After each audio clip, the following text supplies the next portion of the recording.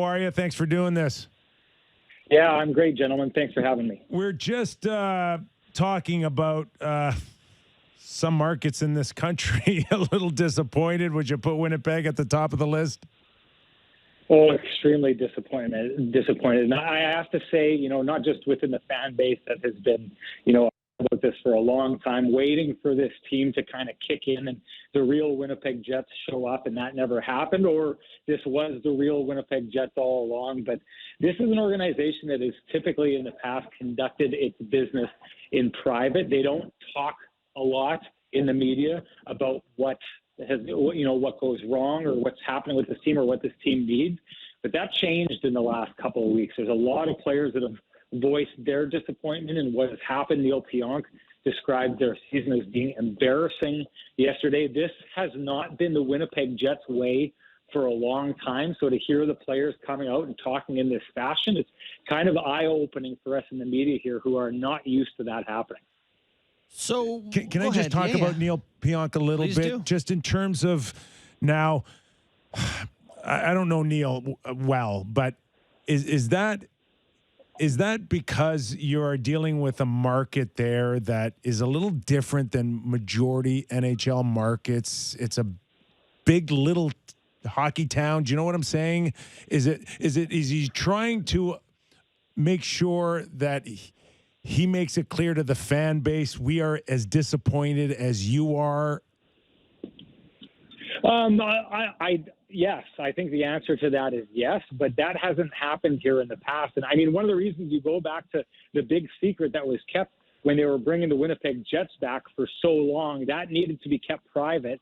And it seemed like True North as an organization kind of kept that secretive approach once the team arrived here. Paul Maurice, it seemed to be one of his hallmarks. He never really said bad things about this team, even when there were things that could be said bad. I mean, last season, they lose in the second round to the Montreal Canadiens in what was analytically one of the most lopsided series we've ever seen in the playoffs before. They got destroyed by the Montreal Canadiens, and their response was to talk about being one of the top 8 teams in the league, and their goaltender said they weren't just on the cusp of winning a championship, but they were on the cusp of putting together a bunch of championships and raising their name to the Montreal Canadiens and the Tampa Bay Lightning and teams like that. So this is a team in the past that has always kind of chosen to smell the roses and talk about them in front of the fan base and in front of the media. That changed. Like, something's different here. It's not because of this market. It's in spite of what's happened in this market that all of a sudden we have a bunch of players coming out and really pointing out what went wrong this year and saying that it was unacceptable. Most of the players who are pointing it out are also pointing the finger at themselves. So it's not one of these things where guys are trying to pass blame, but there's a level of ownership this season that I don't really feel like I've covered before here in this market.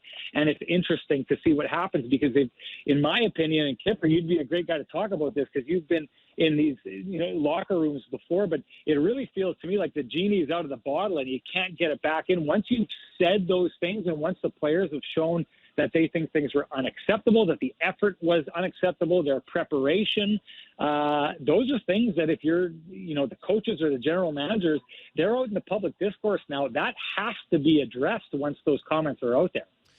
Do you think, is it possible that some of the shine was off because of the Kevin Cheveldayoff stuff earlier in the season where it seemed like some fans weren't as sure about his stewardship of the team?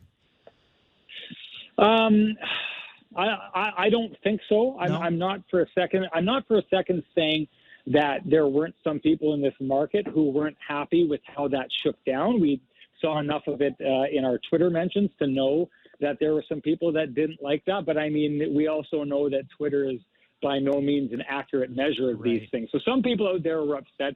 I don't look at this, though, as being something that was a turning point for the team. No.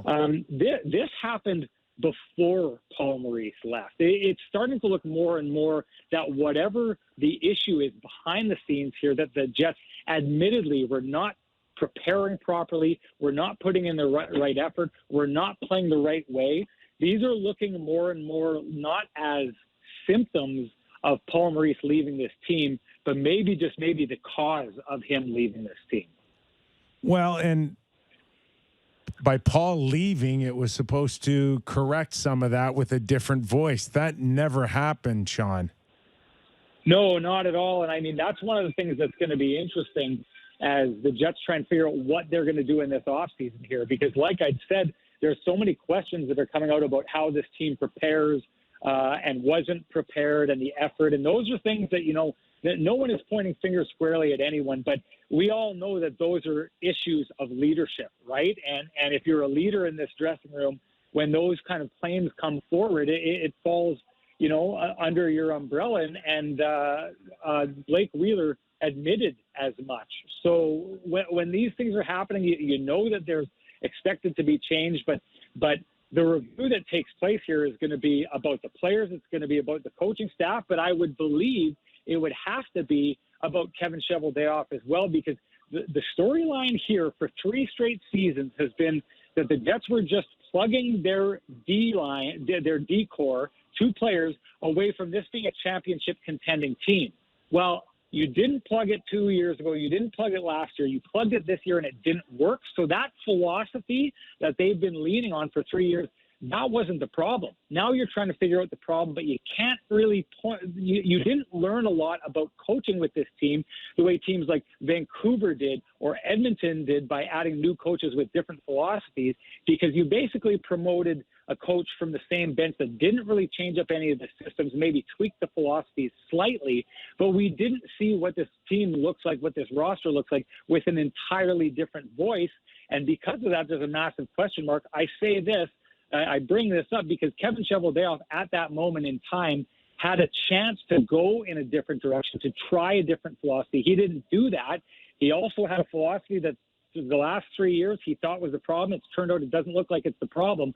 So those are a lot of strikes that you have to address and try and figure out if Kevin Cheveldayoff is the guy who knows what's wrong with this team and knows how to fix it going forward.